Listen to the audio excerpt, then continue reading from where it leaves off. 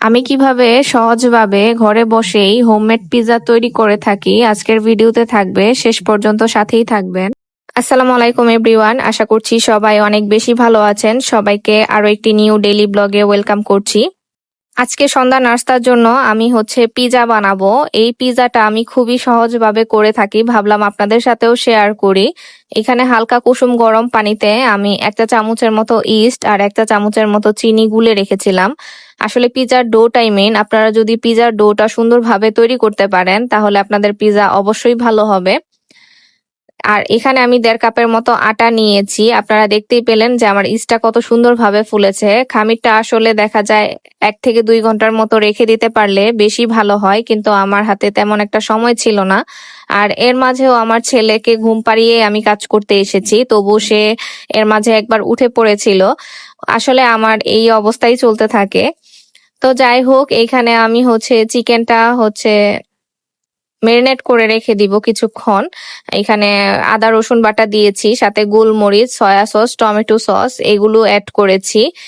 আর সাথে দিয়েছি ম্যাগির যে ম্যাজিক মশলা সেটা অ্যাড করেছি। এখন মুরগির মাংস যে ছোট ছোট করে কেটে রেখেছি এটাকে আমি তেলে ভেজে নিব। সামান্য একটু পানিও দিয়েছি যেন সিদ্ধ হয়ে যায়।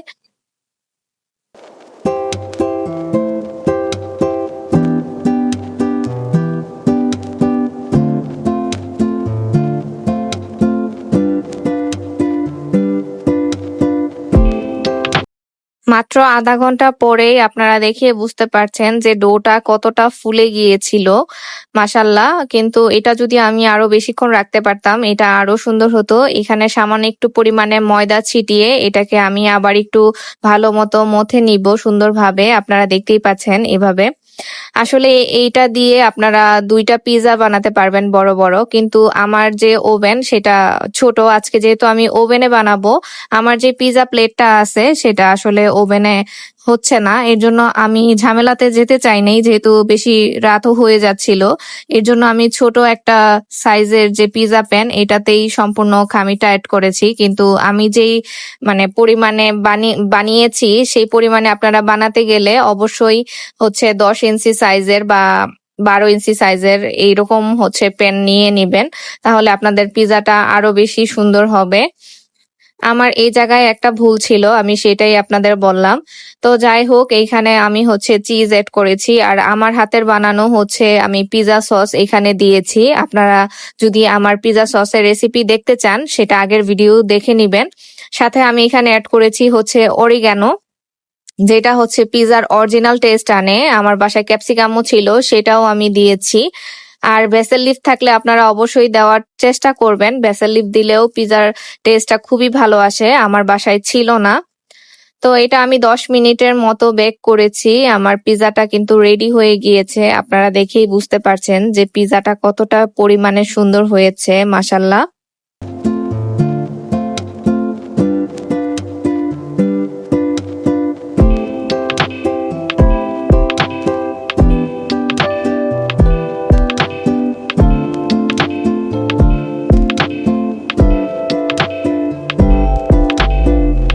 পিৎজাটা মাশাল্লাহ খুবই সফট হয়েছিল।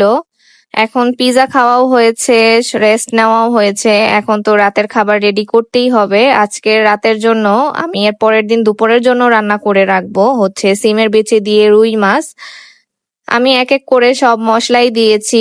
বাটা মশলার মধ্যে শুধু আমি এখানে মাছে রসুন বাটাটা ব্যবহার করি, আর গুঁড়ো মশলা আমি সবই এড করেছি।